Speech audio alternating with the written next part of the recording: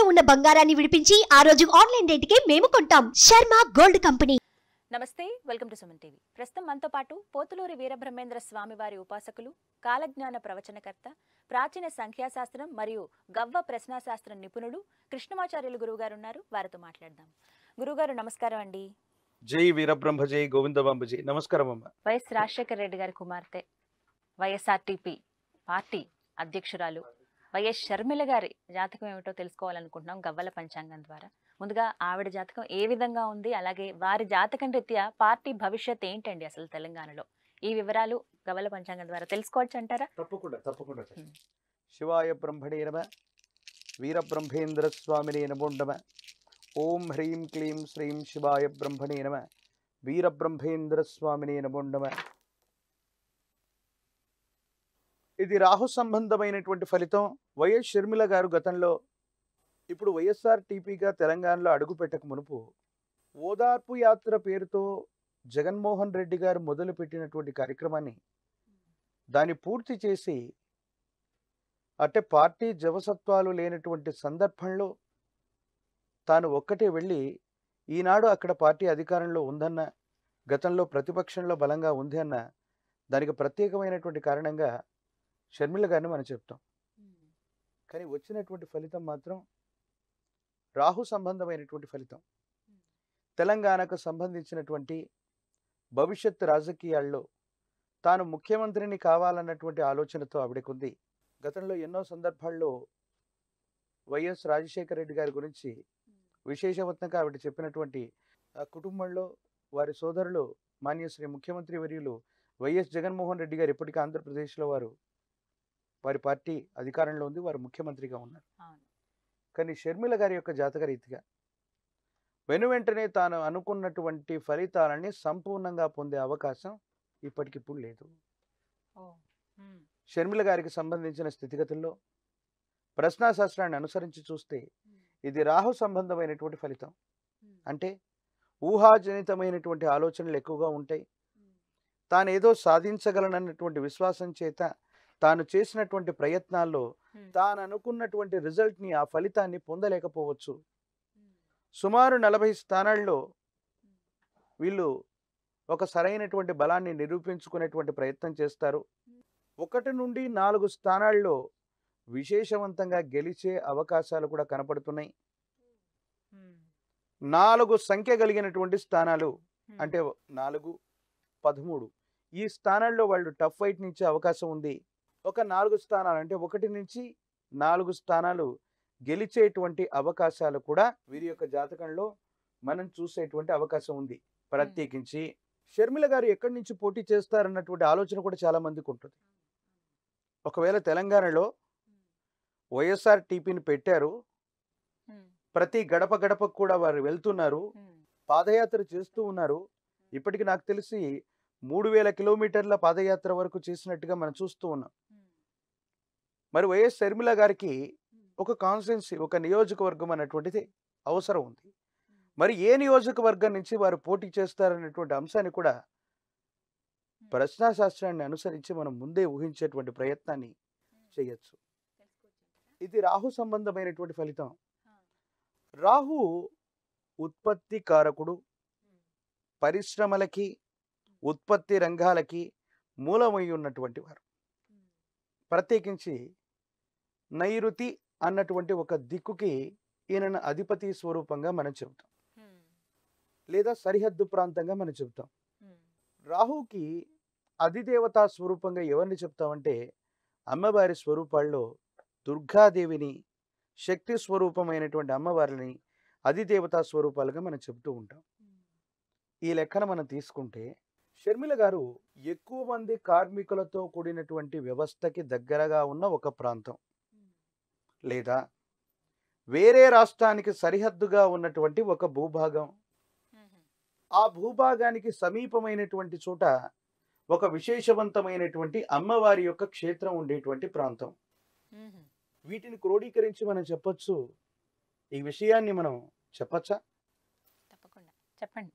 ఒకవేళ వైఎస్ షర్మిల గారు గనక, అంటే ఇది నా వ్యక్తిగతమైనటువంటి అభిప్రాయం ఏది కాదు, కానీ వైఎస్ షర్మిల గారు ఒకటి కంటే ఎక్కువ స్థానాల్లో పోటీ చేసిన, కనీసం ఒక స్థానంలో పోటీ చేసిన వారి మనసులో మెదిలేటువంటి భావం పోటీ చేయటానికి అవకాశం ఉన్నటువంటి ప్రదేశం ఈ రాహు సంబంధమైనటువంటి స్థితిగతి వల్ల ఒక 2 రాష్ట్రాలకి సరిహద్దు ప్రాంతం. ప్రత్యేకించి ఆ రాష్ట్ర సరిహద్దుకి సమీప దూరంలోనే ఒక అమ్మవారి యొక్క విశేషవంతమైనటువంటి స్థలం ఉన్నటువంటి ప్రాంతం. ప్రత్యేకించి ఆ ప్రాంతానికి సమీపంలోనే ఒక పెద్ద కర్మాగారం ఉన్నటువంటి, కర్మాగారం అంటే ఒక పెద్ద ఉత్పత్తి కేంద్రం, ఇలాంటివి ఏవైనా సరే పరిశ్రమలు ఉన్నటువంటి పరిస్థితి ఉన్నటువంటి. నాకు తెలిసినంత వరకు ఉభయ తెలుగు రాష్ట్రాల సరిహద్దు ప్రాంతం అమ్మవారి స్వరూపమైనటువంటి విజయవాడ కనకదుర్గ ఇంద్రకీలాద్రిలో అమ్మవారి యొక్క విశేషవంతమైన స్వరూపంగా మనం భావిస్తాం. ఆ విజయవాడ తీర ప్రాంతాన్ని దాటినటువంటి తరువాత ఆ సమీపమైనటువంటి జిల్లాలు, అది ఖమ్మం అవ్వచ్చు, ఆ సమీపమైనటువంటి ప్రాంగణాలు అవ్వచ్చు, ఈ ప్రదేశం నుండి ఈ భూభాగం నుండి వీరు కంటెస్ట్ చేసే అవకాశాలు ఎక్కువగా ఉన్నాయి. రెండవది, వైఎస్ షర్మిల గారు ఒకటి కంటే కూడా ఎక్కువ స్థానాల్లో పోటీ చేస్తే చేస్తారంటారా? అలా ముందుగా తెలుసుకునే చేసే అవకాశం ఉంది. ఒకటి కంటే ఎక్కువ స్థానాల్లో పోటీ చేస్తే తెలంగాణ రాష్ట్రానికి నైరుతి దిక్కులో ఉన్నటువంటి ప్రాంతం, మన తెలంగాణ ప్రాంతానికి నైరుతి దిక్కులో ఉన్నటువంటి ప్రాంతాన్ని రెండవ ప్రాధాన్యతగా తీసుకునే అవకాశం ఉంది. కాబట్టి ఉభయ తెలుగు రాష్ట్రాలకి సరిహద్దు ప్రాంతమైనటువంటి విజయవాడ భూభాగం, అంటే ఆంధ్రప్రదేశ్ సంబంధించినటువంటి అమ్మవారికి సంబంధించినటువంటి ఇంద్రకీలాద్రి, ఆ ప్రస్థానం, ఆ విజయవాడ, వాటికి సమీపమైనటువంటి ప్రాంగణంలోనే మనకు సూర్యాపేట, ఖమ్మం ఇవన్నీ కూడా ఉంటాయి. అటువంటి తీర ప్రాంతం నుంచి కార్మికులు, కొన్ని రకాలైనటువంటి పరిశ్రమలు, ఇట్లాంటి మాస్ ఫాలోయింగ్ ఉన్నటువంటి చోటు నుంచి ఈవిడ కంటెస్ట్ చేసే అవకాశం ఎక్కువగా ఉంది. ఇది మొదటి ప్రాధాన్యత. రెండవది, ఈ రాష్ట్రానికి సంబంధించినటువంటి భూభాగంలో ఒకవేళ కనుక ప్రయత్నం చేస్తే ఇలాంటి కర్మాగారాలు, ఉత్పత్తి రంగాలు, ఎక్కువ మందికి ఉపాధి లభించేటువంటి ప్రాంతం లేదా నైరుతి ప్రాంతం, ఈ 3 రకాలైనటువంటి అంశాలు ఉన్నటువంటి చోటు నుండి తప్పనిసరిగా వీరు కంటెస్ట్ చేసేటువంటి అవకాశం ఉంది. తెలంగాణకు సంబంధించినటువంటి అసెంబ్లీకి తెలంగాణ వైసీపీ నాయకులు 1 నుండి 4 సంఖ్యలో వీళ్ళు స్ట్రీట్లను గెలిచే అవకాశం, అది 1 అవ్వచ్చు, 2, 3 అవ్వచ్చు, 4 అవ్వచ్చు, సుమారు సింగిల్ డిజిట్లోనే వీరి యొక్క గెలుపు ఉండేటువంటి అవకాశం ఉంది. తెలంగాణ అసెంబ్లీకి మాత్రం వెళ్ళడానికి గట్టి ప్రయత్నం చేస్తారు. 4 సంఖ్య కలిగినటువంటి ప్రభావాన్ని వీళ్ళు తప్పకుండా చూపెట్టేటువంటి అవకాశాలు కూడా ఉన్నాయి. వెంటనే అధికారంలోకి వచ్చే అవకాశాలు మాత్రం ఈ రాహు సంబంధమైన కారణం వల్ల ఇప్పట్లో లేవు. కానీ సమీపమైన భవిష్యత్తులో వైఎస్ షర్మిల గారి జాతకంలో రాజయోగం ఉంది. ముఖ్యమంత్రి అవుతారా? ముఖ్యమంత్రి స్థాయిలో ఉన్నటువంటి జాతకంగా కూడా మనం చెప్పొచ్చు. అది వెంటనే ఇప్పుడు అయ్యేటువంటి పరిస్థితి కాదు, కానీ సమీపమైనటువంటి భవిష్యత్తులో ముఖ్యమంత్రి స్థాయికి తగినటువంటి రాజయోగ సంబంధమైనటువంటి పరిస్థితులు వైఎస్ షర్మిల జాతకంలో ఉన్నాయి. అవి 3-4 సంవత్సరాల తర్వాత ఆ యోగకరమైనటువంటి పరిస్థితులు వచ్చే అవకాశం ఉంది. గురుగారు, ఎన్నికల్లో ఒంటరిగా వెళ్తారా, పొత్తు పెట్టుకునే అవకాశం ఉంటుందంటారా వైఎస్ఆర్టీపీ? శివాయ బ్రహ్మణే నమ, వీరబ్రహ్మేంద్ర స్వామినే నమో నమ, జై వీరబ్రహ్మ జై గోవిందమాంబ జై, శివాయ బ్రహ్మణే నమ. తెలంగాణ రాష్ట్రంలో వైఎస్ షర్మిల గారు ఒంటరిగా పోటీ చేస్తారా, లేదా వేరే పార్టీతో కలిసి వీరు ఎలక్షన్స్కి వెళ్ళబోతున్నారా? శివాయ బ్రహ్మణే నమ, వీరబ్రహ్మేంద్ర స్వామినే నమో నమ, జై వీరబ్రహ్మ జై గోవిందమాంబ జై. ఈ వచ్చినటువంటి ఫలితం 6. ఇది శుక్రుడికి సంబంధించినటువంటి ఫలితంగా మనం చెప్తాం. తెలంగాణ రాష్ట్రంలో భవిష్యత్తులో మిత్ర సంబంధమైనటువంటి వ్యక్తుల ద్వారా మాత్రమే వీరు ఎన్నికలకు వెళ్ళేటువంటి అవకాశాలు కొనసాగుతాయి. ప్రత్యేకించి ఆ మిత్ర సంబంధమైనటువంటి వ్యక్తులతో కలిసి వెళ్ళినప్పటికీ కూడా ఈ 6 అన్నటువంటిది స్త్రీ సంబంధమైనటువంటి స్థితిగా మనం చెప్పుకున్నాం. ఇది శుక్రుడికి సంబంధించినటువంటిది. ఒకవేళ వేరొక మిత్రులతో కలిసి వాళ్ళు వెళ్ళినప్పటికీ కూడా ముఖ్యమంత్రి అభ్యర్థి ఎవరు అంటే మాత్రం షర్మిలకు మాత్రమే ప్రియారిటీ ఉన్నటువంటి వాళ్ళతో వీళ్ళు వెళ్తారు. రెండవది, శుక్రుడు కూడా ఒక రకమైనటువంటి మత ఛాందస వాదానికి గుర్తుగా మనం చెప్తాం. ఒక మతాన్ని చెప్పుకునేటువంటి పార్టీ. ఒక పార్టీ పేరు చెప్పగానే ఈ మతం వాళ్ళందరూ కూడా ఇంచుమించుగా ఈ పార్టీకి ఓట్లేస్తారని కానీ, అంటే ఇది వివాదం కోసం మనం చెప్పట్లేదు కానీ, దేశ కాలమాన పరిస్థితుల్లో రాజకీయాలు అన్నటువంటివి ఎట్లా ఉండిపోతున్నాయంటే, ప్రజల యొక్క సంక్షేమం కంటే కూడా కులము, మతము, వర్గం ప్రాతిపదికన మనకి ఎలక్షన్స్ జరుగుతూ ఉన్నాయి. మతతత్వ సంబంధమైనటువంటి పార్టీలతో వీరికి ఇంటర్నల్గా కానీ బహిర్గతంగా కానీ ఖచ్చితంగా పొత్తు పెట్టుకొని వీరు ఎలక్షన్స్కి వెళ్తారు. వైఎస్ షర్మిల గారి వెనుక లేదా వైఎస్ షర్మిల గారితో కలిసి ఒక మతతత్వ సంబంధమైనటువంటి పార్టీ, ఒక మతానికి సింబల్గా ఉన్నటువంటి పార్టీ ప్రస్తుతానికి కలిసి పనిచేస్తూ ఉండొచ్చు, లేదా సమీపమైనటువంటి భవిష్యత్తులో వీరు నిర్ణయం తీసుకునేటువంటి అవకాశం ఉంది.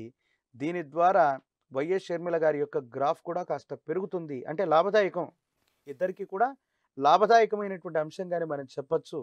ఇప్పటికీ తెలంగాణ రాష్ట్రంలో ఆ మతతత్వ పార్టీకి సింగిల్ డిజిట్స్లో ఎమ్మెల్యేలు ఉంటారు. ఇప్పటికీ ఎమ్మెల్యేలు అసెంబ్లీలో ఉన్నటువంటి పార్టీ అది. ఆ పార్టీతో పొత్తు పెట్టుకునేటువంటి ప్రయత్నం జరుగుతుంది. ఇద్దరూ కలిసి పోటీ చేయటం వల్ల కొన్ని స్థానాలు నెగ్గగలుగుతారు, కొన్ని స్థానాల్లో ప్రత్యర్థులను ఇబ్బంది పెట్టగలిగిన పరిస్థితి గోచరిస్తుంది. ఏది ఏమైనప్పటికీ ప్రత్యక్షంగా కానీ పరోక్షంగా కానీ తెలంగాణ రాష్ట్రంలో వైఎస్ షర్మిల గారు ఒంటరిగా పోటీ చేసే అవకాశాలు తక్కువ. మిత్రులు మిత్ర బలగంతోనే ముందుకు వెళ్ళేటువంటి అవకాశం. మతతత్వ సంబంధమైనటువంటి పార్టీల్లో ఒక పార్టీ ఖచ్చితంగా వీళ్ళని సపోర్ట్ చేసే అవకాశాలు కనపడుతున్నాయి. గురుగారు, షర్మిల గారి పార్టీ తరపున వారి సోదరుడైనటువంటి ఆంధ్రప్రదేశ్ ముఖ్యమంత్రి వైఎస్ జగన్మోహన్ రెడ్డి గారు ప్రచారం చేసే అవకాశం ఏమైనా ఉందంటారా? అలాంటి పరిస్థితులు ఉంటాయా అసలు? చాలా మంచి ప్రశ్న. ఉభయ తెలుగు రాష్ట్రాల్లో ప్రజలందరిలో కూడా ఉన్నటువంటి ప్రధానమైనటువంటి ప్రశ్న ఇది. మరి ప్రశ్నా శాస్త్రాన్ని అనుసరించి వైఎస్ షర్మిల గారితో కలిసి వైఎస్ జగన్మోహన్ రెడ్డి గారు ప్రత్యక్షంగా కానీ పరోక్షంగా కానీ ఈ ఎన్నికల్లో తెలంగాణలో తన సోదరికి సహాయం చేసే అవకాశం ఉందా? శివాయ బ్రహ్మణే నమ, వీరబ్రహ్మేంద్ర స్వామినే నమో నమ, జై వీరబ్రహ్మ జై గోవిందమాంబ జై. వచ్చినటువంటి అంశం 5 బుధుడికి సంబంధించినటువంటి ఫలితం. బుధుడు అంటే మనం అర్థం ఏం చెప్తామంటే సోదర కారకులు, ఆర్థిక పరమైనటువంటి అంశాలు. ఎవరేమనుకున్నా, ఎన్ని రకాలైనటువంటి విమర్శలు సమర్థనలు వచ్చినా శాస్త్రాన్ని పట్టుకొని చెబుతూ ఉన్నటువంటిది, ఇది నా వ్యక్తిగతమైనటువంటి అభిప్రాయం కాదు. పార్టీ పెట్టడం వెనకో, పార్టీ పెట్టినటువంటి తర్వాత షర్మిల గారు తెలంగాణలో చొచ్చుకుపోతూ ఉన్నారంటే వారి సోదరుడి యొక్క సహాయ సహకారాలు ఖచ్చితంగా ఉన్నాయి. ప్రస్తుత పరిస్థితుల్లో కుటుంబపరమైనటువంటి వ్యవహారాల్లో ఏవైనా ఇబ్బందికరమైనటువంటి స్థితిగతులు ఉన్నాయన్నటువంటి విషయాన్ని మీడియాలోనూ సోషల్ మీడియాలో మనం చూస్తూ ఉన్నా, సమీపమైన భవిష్యత్తులో ఆర్థికపరమైనటువంటి వనరులు కానీ, మౌలికంగా వారికి ఏదైనా సహాయం చేయటం కానీ వైఎస్ జగన్మోహన్ రెడ్డి గారి ద్వారా ప్రత్యక్షంగా కానీ పరోక్షంగా కానీ తన సోదరి అయినటువంటి షర్మిలకి ఖచ్చితంగా సహాయం చేసే అవకాశాలు ఉన్నాయని ప్రశ్నాశాస్త్రం చెప్తుంది. ఇది మన వ్యక్తిగతమైనటువంటి అభిప్రాయం కాదు. ఇది వినడానికి సంచలనంగా ఉన్నప్పటికీ కూడా భవిష్యత్తులో ఏవైనా జరగచ్చు. తన సోదరికి తెలంగాణకు సంబంధించినటువంటి స్థితిగతుల్లో సహాయం చేసేటువంటి అవకాశం కూడా ఉంది. నేను ఒక కాంబినేషన్లో సహాయం చేయొచ్చు అనుకుంటానమ్మా. ఎలాగంటే మరి ప్రశ్నాశాస్త్రంలో అలా వస్తుంది. ఎలాగంటే వైఎస్ రాజశేఖర రెడ్డి గారికి రాయలసీమ ఆంధ్రప్రదేశ్ కంటే కూడా తెలంగాణలోని ఎక్కువ మంది అభిమానులు ఉన్నారు.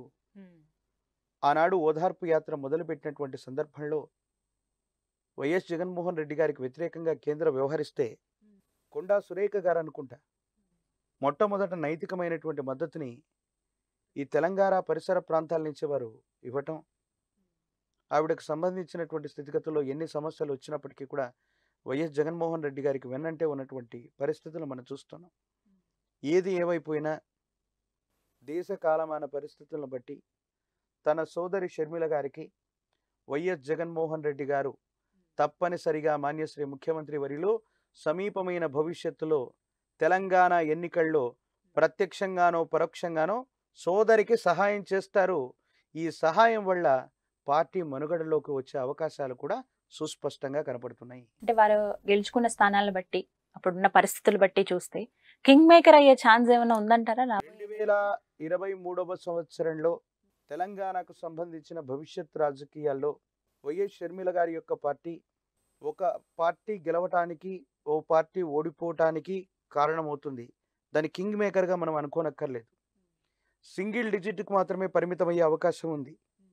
ఎక్కువ స్థానాలు వాళ్ళు గెలుచుకోలేకపోవచ్చు, కానీ కొన్ని ప్రాంతాల్లో కొన్ని వేల ఓట్లను తెచ్చుకోవటం వల్ల, అంటే పోటీ పడుతున్న ప్రధానమైనటువంటి పార్టీలకు సంబంధించిన వ్యక్తుల యొక్క గెలుపోటముల్ని ప్రభావితం చేస్తారు తప్ప రాష్ట్ర రాజకీయాల్లో వీరి యొక్క మద్దతుతో మాత్రమే ప్రభుత్వం వచ్చేటువంటి పరిస్థితులు ఇప్పటికిప్పుడో లేవు. కానీ మనం ఇందాక చెప్పుకున్నట్టు రాబోయేటువంటి 4 సంవత్సరాలకు అటు ఇటుగా వైఎస్ షర్మిల యొక్క జాతకంలో రాజయోగం నడిచే అవకాశం ఉంది. అప్పుడు తాను కింగ్ మేకర్ అవ్వచ్చు, ముఖ్యమంత్రి స్థానానికి దగ్గరగా ఉండొచ్చు, లేదా వాళ్ళ పార్టీ రాష్ట్రంలో అధికారయుక్తమైనటువంటి స్థానంలో కానీ ప్రభుత్వంలో కానీ క్రియాశీలకంగా ఉండే అవకాశం ఉంది. కానీ ఇప్పటికిప్పుడు 2023లో మాత్రం ఆ అవకాశాలు స్వల్పంగానే ఉన్నాయి. చాలా చక్కగా వివరించారు గురువు గారు. ధన్యవాదాలండి. నమస్కారం. జై వీరబ్రహ్మ, జై గోవిందం అంబజీ.